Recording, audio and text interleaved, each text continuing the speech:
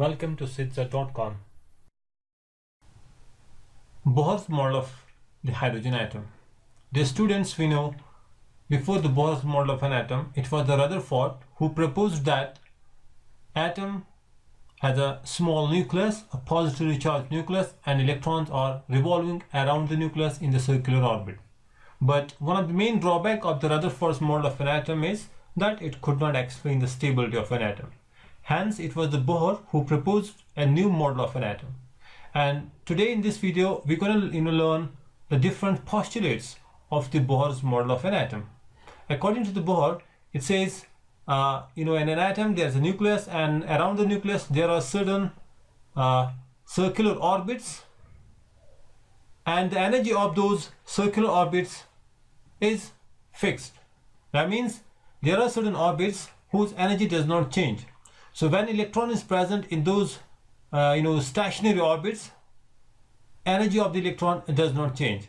So that means, according to the Bohr, electron can only be found in the fixed energy levels around the nucleus. Suppose this is the first orbit, this is the second orbit, this is the third, and this is the fourth. So electrons are present only in those fixed energy orbits.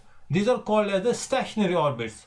Stationary because the energy of these orbits does not change. This is the first stationary orbit, this is the second stationary orbit, third stationary orbit, and this is the fourth stationary orbit.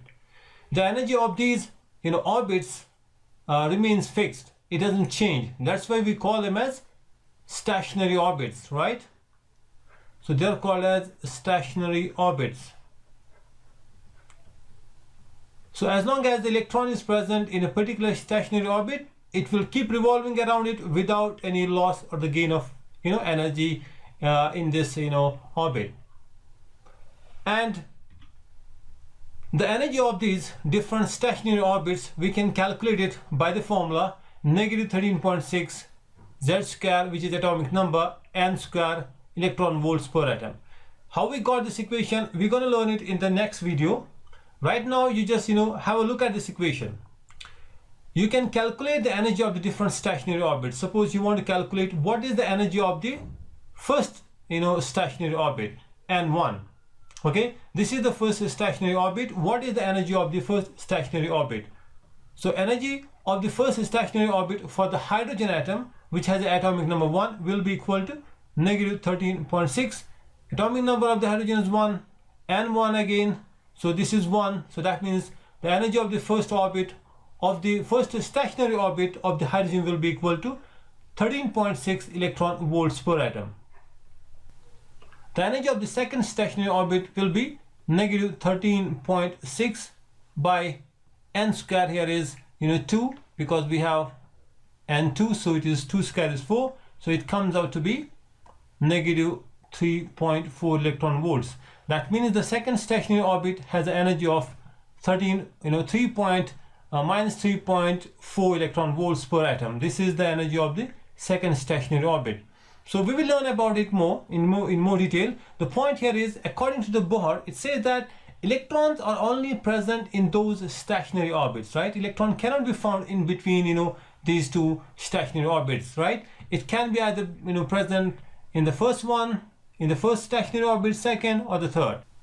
One more important point about the Bohr's atomic model is that this atomic model is only applicable for the atoms species having one electron. That means the Bohr's atomic model is applicable for the single electron species, like you can say the hydrogen. Okay, single electron species means an atom that has only one electron. Hydrogen with atomic number 1, it has one electron. Helium, we know it does not, it has 2 electrons. So that means the Bohr's atomic model fails here, right? It cannot be applicable for the helium. However, if you look at the helium positive, if you remove the 1 electron, now it can be applicable. So that means Bohr's model of an atom is applicable for hydrogen, it's applicable for the helium plus, right? Here's the helium positive ion, and lithium 2 positive. Lithium atomic number 3, if you remove the 2 electrons, now it is again a single electron species. So that means Bohr's model of an atom is only applicable for single electron species. Okay. So when you look at the different orbits here, the orbit which is very close to the nucleus, it is called as the lowest energy orbit, right? This is the ground state of the electron, and this is the higher, as you move away from the nucleus, you can see the energy of these orbits will increase. Here we have the different orbits. This is the N1, this is the N2, this is N3, this is N4. The different stationary orbits. The energy of the first stationary orbit is negative 13.6 electron volts. So this is the energy of the first orbit. You can see this is the E1, the first stationary orbit. So the E2 will be equal to negative 3.4. This is E3 here, and this is E4, and this is E5. This is the energy of the fifth stationary orbit. Look at here, you can see the energy is increasing, correct, because of the negative sign. 13.6 minus 13.6 minus 3.4, which is higher, minus 3.4. okay, so as you move away from the nucleus, energy of this orbits keeps on increasing. So that means we can say that energy of the different shells is directly proportional to the n value. As the n increases, the energy of the different shells also increase. So the lowest energy level, lowest energy orbit is the first orbit, correct? So E1 is the lowest energy orbit, E2 is the higher energy orbit, E3 is more than the E2, correct? So as you move away from the nucleus, energy of the different orbits keeps on increasing. The next postulate about the atomic model is that if you have an electron, for example in the hydrogen atom, which has a one electron, and that one electron will be present in the first orbit. So we know the hydrogen has a one electron and it is present in the first orbit. According to the Bohr, it says that electron will keep revolving around the nucleus in this orbit. However, you can excite this electron from the lower energy level to the higher energy level. You can excite it from the first E1, from the first energy level to the second stationary energy level. Excitation of the electron is possible when this particular electron absorbs a sufficient amount of energy. So when you strike a photon, a quantum that has the energy equal to the difference between the two levels, electrons can be excited. So basically the third point is excitation of electrons is possible. In an atom, excitation of electrons is possible. From lower energy level, you can excite the electron to the higher energy level, but the condition for the excitation is that the energy of this photon, energy of the quantum should be equal to the delta E, the energy gap, which is equal to energy of the higher shell minus energy of the lower shell.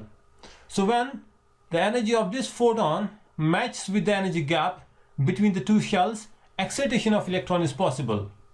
And if energy of this photon, suppose if it is less than the energy gap, then no excitation can occur. No excitation of electron is possible. Electron cannot be excited to the higher shell if the energy of this one quantum is less, no matter how much higher intensity you can use. So intensity will not affect the excitation. The condition is that excitation is only possible when the energy of this quantum is equal to the energy gap. And again, electrons in the excited state, these are unstable. So they will return back to their ground state, but when they come back to the ground state, they will release energy, correct? So energy will be released here. Radiations will be emitted when electrons de-excite from the higher levels to the ground state. For the hydrogen, the electron is present in the first shell, so that is the ground state of the electron. So that means when electrons are de-excited, when they come back to the ground state, from the excited state, when they jump back to the ground state, they release the energy. So this excitation and de-excitation, this concept was first time introduced by the Bohr. Alright. Next point is about the angular momentum.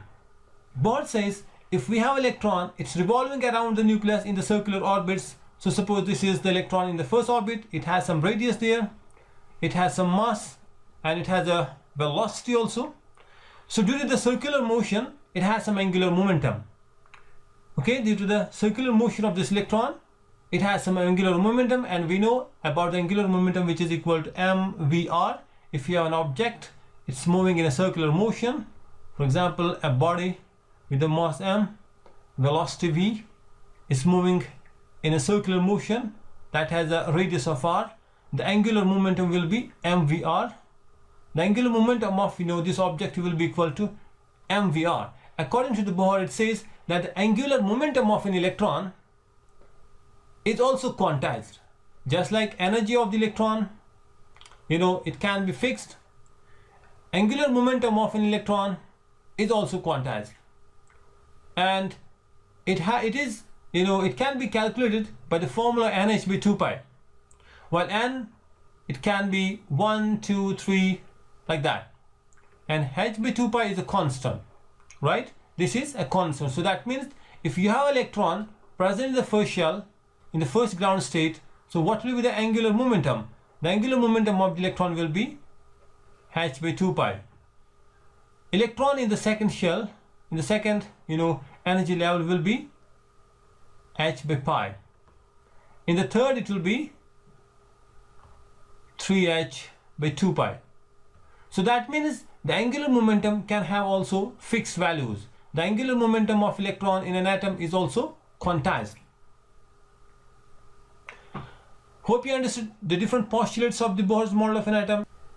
In the next video, we will do some mathematical modeling of this Bohr's model of an atom. Thanks for watching the video. Bye for now.